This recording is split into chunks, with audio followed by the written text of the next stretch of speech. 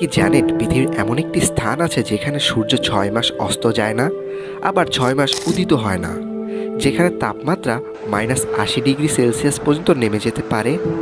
হ্যাঁ, আমি কথা বলছি অ্যান্টার্কটিকার,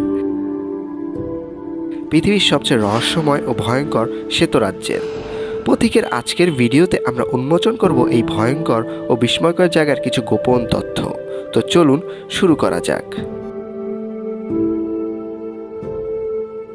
অ্যান্টার্কটিকার পুরু বরফের নিচে লুকিয়ে আছে এক অজানা জগৎ। 1970-এর দশকে বিজ্ঞানীরা আবিষ্কার করেন যে এই বরফের নিচে বিশাল পর্বতমালা এবং হ্রদ আছে। এর মধ্যে সবচেয়ে বিখ্যাত হলো লেক ভোস্তক, যা প্রায় 4000 মিটার পুরু বরফের নিচে অবস্থিত। তবে প্রশ্ন হলো, সেখানে কি কোনো অজানা প্রাণী লুকিয়ে আছে? বিজ্ঞানীরা এখনও নিশ্চিত নন, তবে কিছু গবেষণা বলছে যে এইসব বরফের নিচে ব্যাকটেরিয়া ও ক্ষুদ্র প্রাণী থাকতে পারে, যা অন্য গ্রহের প্রাণীর অস্তিত্বের ইঙ্গিত দিতে পারে।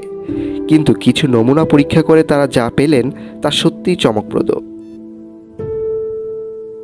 আপনি কি জানেন অ্যান্টার্কটিকা আসলে পৃথিবীর সবচেয়ে বড় মরুভূমি? এখানে বৃষ্টিপাত প্রায় হয় না বললেই চলে, কিন্তু এর মধ্যে জীবন টিকে আছে। পেঙ্গুইন, শিল এবং মাইক্রোব্যাকটেরিয়া তুষার ও চরম ঠান্ডার মধ্যেও নিজেদের মানিয়ে নিয়েছে। বিশেষ করে এম্পেরর পেঙ্গুইন, যা শূন্যের নিচে 40 ডিগ্রি তাপমাত্রারও বেঁচে থাকতে পারে। অ্যান্টার্কটিকা আমাদের পৃথিবীর এসি মেশিন, কিন্তু যদি এর বরফ গলতে থাকে তাহলে কি হবে?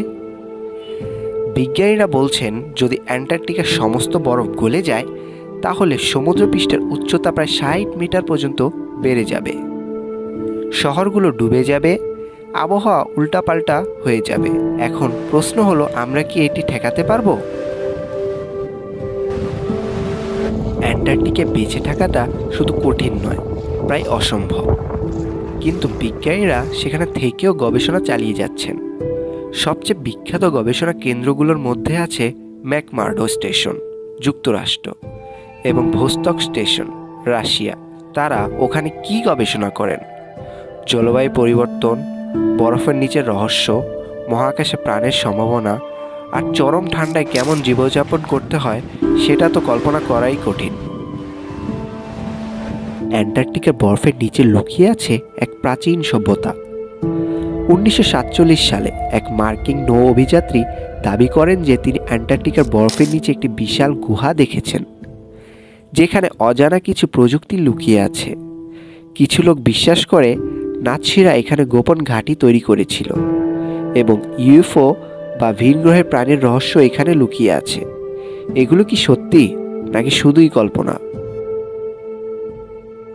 1959 সালে বিশ্ব একমত হলো যে অ্যান্টার্কটিকা হবে শান্তির মহাদেশ। এখানে কোনো দেশ দখল করতে পারবে না, সামরিক ঘাঁটি বানাতে পারবে না, শুধু গবেষণা করতে পারবে। এটি পৃথিবীর একমাত্র স্থলভাগ যা কোনো দেশের অধীনে নয়। এরপর কথা বলি অ্যান্টার্কটিকার গভীর সমুদ্রের রহস্য নিয়ে। অজানা সামুদ্রিক জীবন, বরফের নিচে শুধু হ্রদই নয়, আছে গভীর সমুদ্রও।